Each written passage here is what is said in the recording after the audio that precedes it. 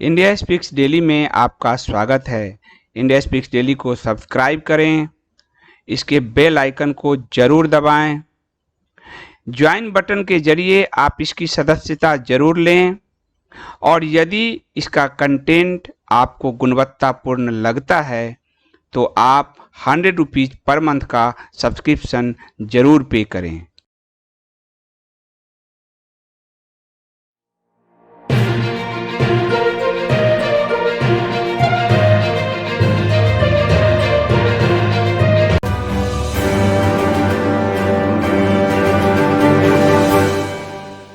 ब्राह्मणवाद होता तो क्या महर्षि वाल्मीकि, आदि कवि महर्षि वाल्मीकि, जो एक आदि समाज से आते थे, आदिवासी समाज से आते थे, क्या वो उनको हम इतना पूजते? ब्राह्मण भी रामायण को सर पर उठाते? क्या ब्राह्मणवाद होता? वेद व्यास जी जो महाभारत के रचयिता हैं वो हम सबके लिए आराध्य होते, जिन्होंने वेद को 4 भागों में संपादन किया, वो क्या कभी इतने आराध्य होते?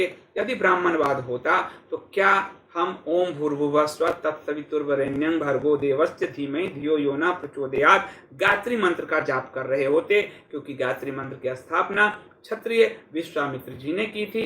इसका मतलब है कि भारत की सनातन परंपरा में कोई वाद नहीं था।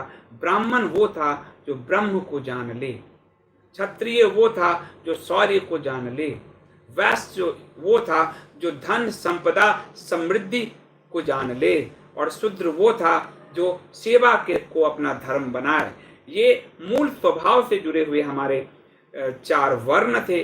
जैसे अग्नि का स्वभाव जलाना है, पानी का स्वभाव शीतलता प्रदान करना है, वायु का स्वभाव आपके अंदर जीवन का संचार करना है। इसी स्वभाव को लेकर हमारे यहाँ इसे कहा गया गुणधर्म, स्वभाव को कहा गया गुणधर्म। इसी गुणधर्म को लेकर हमारे यहाँ 4 वर्णों की रचना हुई, जिसे बाद में 1100 के बाद जब मुगलिया काल आया, तुर्क आए, कहिए तुर्क, और ब्रिटिशर्स ने इसको बाद में स्थापित करने का प्रयास किया पश्चिम ने, क्योंकि उनके राह में सबसे बड़ी बाधा ब्राह्मण थे।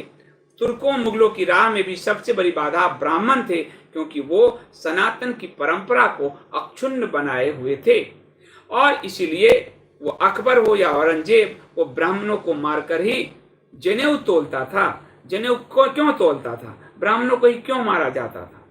दूसरा, ये जो अंग्रेज थे वो ही ब्राह्मणवाद पर ही क्यों उन्होंने चोट किया? ब्राह्मणवाद सब क्यों गढ़ा?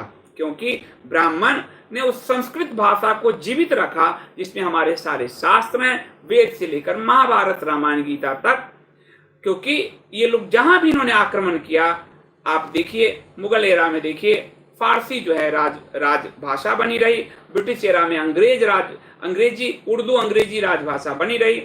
संस्कृत को भुलाने का प्रयास किया, लेकिन ये ब्राह्मण थे जिनकी जिद ने संस्कृत को बचाए रखा, कर्मकांड ने संस्कृत को बचाए रखा, पूजा पाठ ने संस्कृत को बचाए रखा। और ये चाह कर भी, जैसे जिंदावस्था को इन्होंने नष्ट कर दिया, फारस पे अटैक किया, उसको ईरान बनाया और सारे फारसी गायब हो गए। पूरी दुनिया में 1 लाख यहीं बचे हैं।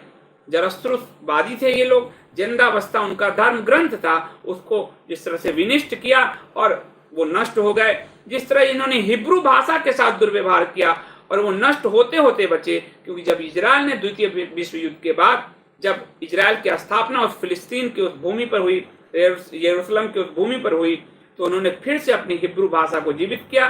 दुनिया की भाषा और संस्कृति को समाप्त करने के लिए पश्चिम की ये जो 2 विचारधाराएं थी, 3 विचारधारा कहिए, जिनको मैं पंचमक्कार कहता हूं, ये जो विचारधारा थी, एक विचारधारा जो और ये सब अरब से निकली, मसीहवादी, मोहम्मदवादी, ये सब जो विचारधारा थी, इन विचारधाराओं ने पहले आपकी भाषा, संस्कृति, सभ्यता को मिटाना चाहा, आक्रमण के जरिए मिटाना चाहा, नहीं हुए तो वाद की स्थापना कर दी। आपके और हमारे मन में कुंठा भर दिया। उससे लड़ने की जरूरत है, उसको साफ करने की जरूरत है। कोई वाद नहीं है कहीं, हम तो संवाद वाले लोग हैं। बहुत बहुत धन्यवाद।